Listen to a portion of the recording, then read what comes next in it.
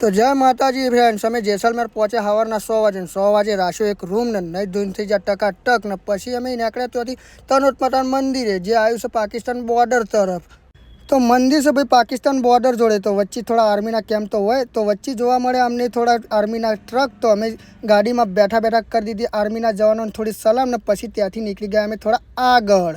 પછી પહોંચ્યા અમે તનોટ માતાના મંદિરે। જો આ છે તનોટ માતાનો ગેટ અને આ શું હું લાગુ ને એકદમ હીરો જેવો।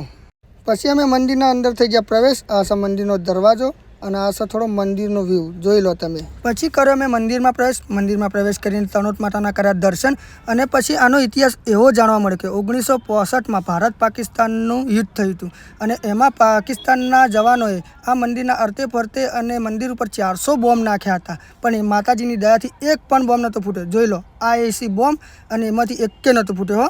તમે આવો તો જોવાનું ભૂલતા ના પાછા। પછી નીકળી ગયા અમે મંદિરના બહાર અને પછી ત્યાંથી નીકળી ગયા અમે જેસલમેરના સમના રણમાં, જો અમે અમારું ટેન્ટનું બુકિંગ કરાવ્યું હતું। તો વચ્ચે જોવા મળી પવનચક્કી। પવનચક્કી જોઈને થઈ જાય આપણે ખુશ, ચમકાઈના પોખ્યો તો મોટો ને મોટો હો ભાઈ।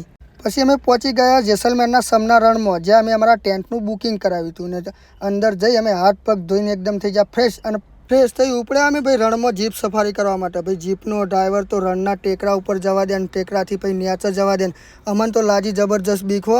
જો તમે આવો ને તો આ જીપમાં બેહવાનું ભૂલતા ના, રણની સફારી કરવાનું જબરજસ્ત મજા આવે યાર।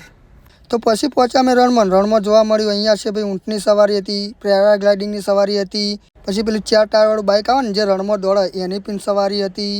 પછી મારા ભાઈબંધો બેસી જાય ઊંટ ઉપર ઊંટની સવારી કરવા માટે, આપણે ના બેઠા, ચમકા આપણને લાગતી હતી ઊંટથી બીક, એટલે આપણે તો ભાઈ ઊભા એમનો વિડીયો ઉતાર્યો હો।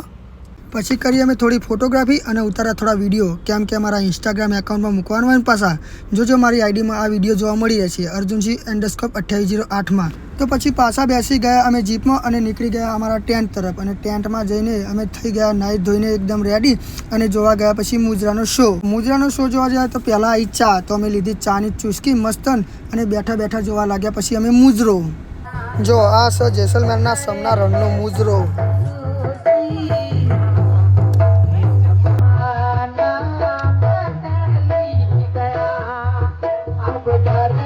પછી મુજરામાં વચ્ચે વાગે ગુજરાતી ગરબા અને ગુજરાતી ગરબા વાગે તો ગુજરાતી ગરબા ના ગાય તો વાત પતી, જોઈ લો ખાલી।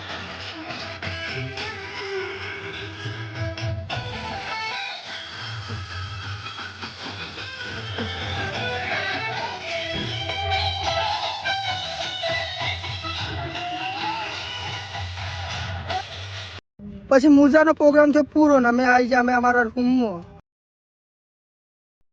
પછી આવે અમે રૂમમાં આવીને પડ્યા થોડા આડા, ચમકા ગરબા ગાઈ ગાઈને લાગે તો અમને જબરજસ્ત થાક। જો તમને મારા બ્લોગ ગમતા હોય તો મારા વિડીયોને લાઇક, શેર અને મારી યુટ્યુબ ચેનલને સબસ્ક્રાઈબ કરવા વિનંતી। જય માતાજી।